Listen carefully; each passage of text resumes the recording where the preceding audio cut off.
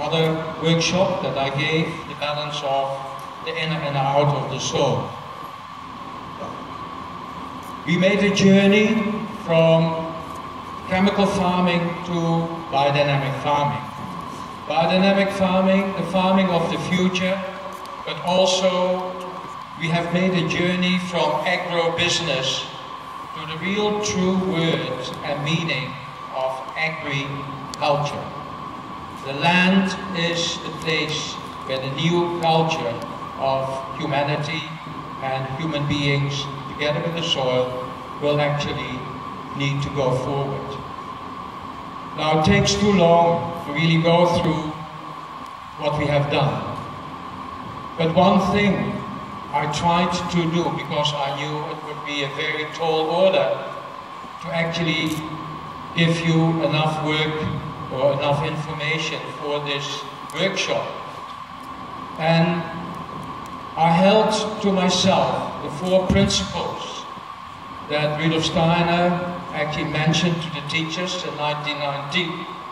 And they were also mentioned by Michaela in her talk. How can we develop joy in our work? But at the same time, how can we be faithful to the essence of what we are doing? And the third one, how can we develop a true interest in what actually happens on my farm and outside my farm?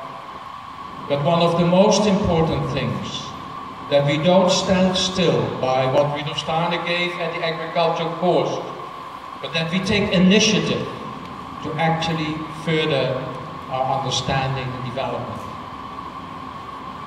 I hope I have achieved this. The end of our workshop, we finished with a miniature compost heap. As so many people said to me, this is probably the smallest compost heap you have made in your life. And that might be true. Then I'd like to say something about the workshop of the balance of the inner and the outer. This was a very interesting journey, far too little time, and at the end of yesterday I took time to actually ask the group to sit in small groups, 7 small groups, and to review and actually say what they would like to see for the future.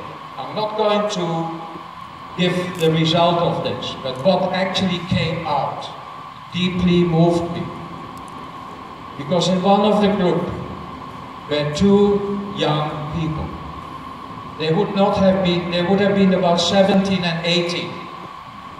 And what came out, and the discussion I had with them afterwards, do you think there are more people that would have liked to be here? And they both said yes. So I asked, do you think that there is a need for a youth conference in Malaysia? And they said yes.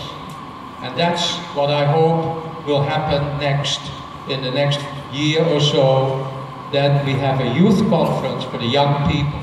Because, again, as Michaela has said, we have to actually educate towards a new renewal of our society.